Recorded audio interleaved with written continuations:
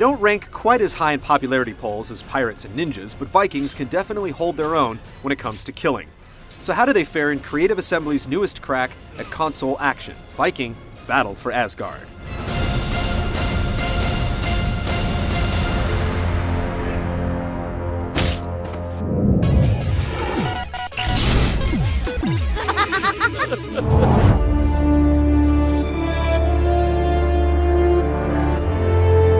Setting the stage for massive amounts of Viking bloodshed, Freya and Hel have started up the ultimate sexy Norse goddess girl fight, dragging the entire world into a bloody battle for freedom. Hel has been banished from the swanky heaven of Asgard, and she's not taking it lightly. In order to stop her rebellion, the goddess Freya chooses Skarin as her emissary of earthly ass-kicking down in Midgard.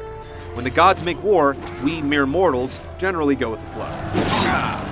Brief chats with Freya, blood-red visions, and the occasional comic book-style exposition drive the overarching story, while you engage in the immediate story of gathering allies and making war.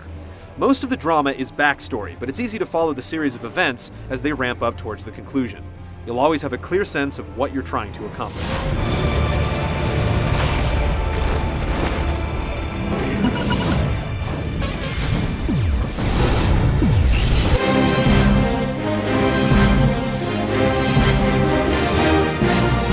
While the game's most obvious feature is bloody, limb-sundering combat, there's also a strong adventure element. As the clean-shaven Skarin, you'll scour the countryside for allies and supplies, liberate lands that have been captured by the enemy, and occasionally go toe-to-toe with your counterpart, Hel's own champion, Draken. The world of Viking is divided into 3 areas. When you first set foot into each, you'll find your allies in bad shape, and the land perpetually patrolled by demonic warriors known as Legion. While you can't take the enemy head-on yourself, scouring the land and completing missions will help you build a sizable Viking army capable of taking down the largest of enemy strongholds in an impressive, large-scale battle. Accomplishing tasks, such as liberating a lumber mill or taking out a watchtower, set the stage for larger battles, which may have additional quest-like requirements. Before the first major battle, you'll need a dragon amulet to summon heavy artillery, for example. Oftentimes, accomplishing a mission will lead to a follow-up request, such as retrieving a lost item crucial to the war effort. But if you desire us to follow you into battle, then we will need more proof that you have what it takes to lead us. You can see your army grow as you go along, and it's satisfying to fill up a formerly occupied city with cheerful, hard-drinking Viking compatriots. But unfortunately, the rush of victory is dulled by repetition. You summon a dragon on the first island, and you summon another on the second island. You can't argue that 2 dragons aren't better than 1, but by the 3rd island, you're liberating your 3rd distillery, staging your 3rd ambush, and taking down your 3rd watchtower while fighting the same enemies.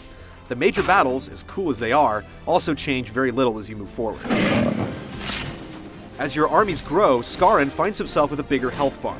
He can also learn new moves by cashing in money at an arena or upgrade 3 elemental attacks. Even so, character growth is disappointingly limited. Freya will actually call you to upgrade your weapon before a major battle, but after thrusting your trusty sword and axe into a glowing pillar of light, they come out looking pretty much the same, with no noticeable improvement. Maybe they're a little shinier, bigger, or stronger, you can't really tell, and it's too bad. When you're not doing battle, you're free to roam, which lets you recruit bonus troops, but you don't really notice them in battle. Along the way, you collect gold, which you use to purchase items, and during certain battles, skulls, which unlock achievements in the 360 version, and are completely useless in the PS3 iteration.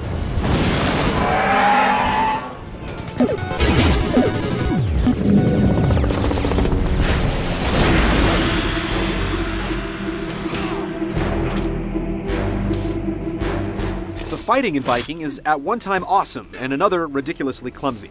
One thing the game always does right, though, is Viking stealth. If enemies haven't seen you yet, you automatically sneak around and can kill unsuspecting enemies with a single attack.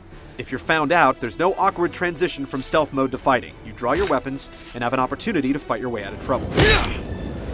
Once you get used to the dodge, the ever-useful shield bash, and learn a few new fury moves, which let you bash away shields or get the drop on quick enemies, the combat system proves itself to be pretty enjoyable.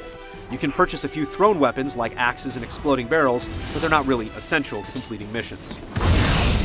The gory finishers you can perform on wounded enemies and bosses are shamelessly ripped from God of War, but they still haven't worn out their welcome.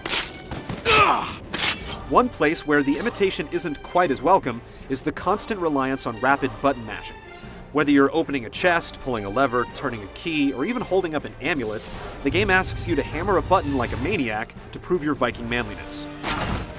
Making your way from objective to objective takes a lot of walking, but there are ley stones that let you warp. Having to walk can still be a drag though, thanks to a cumbersome jump and slow gait. Once you've prepared your army for a major assault, battles take on a different feel. Both armies have shamans who resurrect and effectively respawn fallen troops, so while hacking through crowds helps your immediate war effort, it's important to take out huge Lord of the Rings style ogres and big dudes with bigger swords. This will earn you dragon runes for fire support. The siege-style battles are definitely a highlight, but there's no consistency between these special battles and normal gameplay. Why can't you get any volunteers to liberate the lumber mills? And why does your dragon never feel like taking out huge contingents of enemies brazenly marching down a road?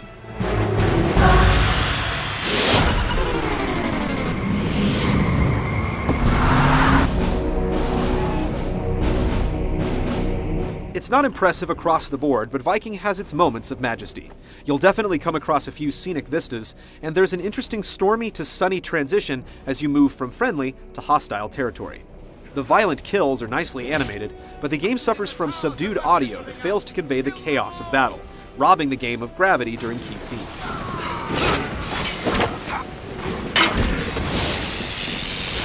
It's also hard not to notice that lips don't move when people talk. Let your pet defend himself, Hel. Do you fear your blessing will not be enough? And the game obviously chugs during the huge battles, although the trade-off is an admittedly impressive number of combatants on screen.